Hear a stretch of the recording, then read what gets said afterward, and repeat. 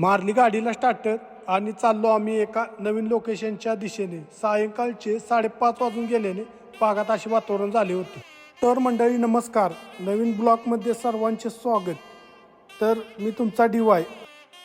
तर ठरल्याप्रमाणे मित्र बोलला मी गाडी चालवतो। बर बाबा चालव बाबा, चला आज एक नवीन लोकेशन विजिट करणार आहोत। ब्लॉग शेवटपर्यंत बघत राहा। चला तर मग, रोडचा विषय टॉप असल्याने आम्हाला जाण्यास वेळ लागला नाही। भागात ऊसाचे प्रमाण जास्त असल्याने चारी साईडला थंडी पडली होती आणि त्या थंडीमध्ये बघा आम्ही असले नजारा बघत कधी पायथ्याशी पोचलो हे आम्हाला समजले नाही। मग काय घेतलं की नाव जय जर्डेश्वर बोलून। होय मित्रांनो, आज ते हेच नवीन लोकेशन आपण आज विजिट करणार आहोत। आम्हाला पोचण्यास सायंकाळचे 6 वाजून गेल्याने मित्राची गडबड उडाली होती। घंटी वाजवून पुढे जाताच थांबून बोलला चला लवकर।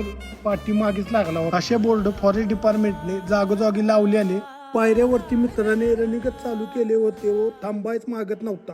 मग काय माझी एक पायरी तव्हा त्याच्यात 3-4 पायऱ्या चढून थांबायचे नावच घेत नव्हता। मध्यभागी पोचल्यानंतर आम्ही एक 5 मिनिटाचा ब्रेक घेतला व मध्य भागापासून ते पायथ्याचे अंतर काही असे दिसत होते।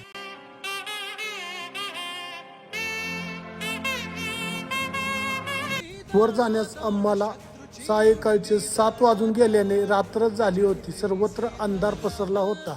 मंदिर भागात खूप शांतता होती व त्यानंतर आम्ही दीपमाळ पाहून मंदिरात प्रवेश करण्यास सुरुवात केली।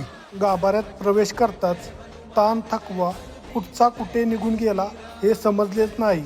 श्रींचे दर्शन घेतल्याने मन प्रसन्न होऊन गेले होते।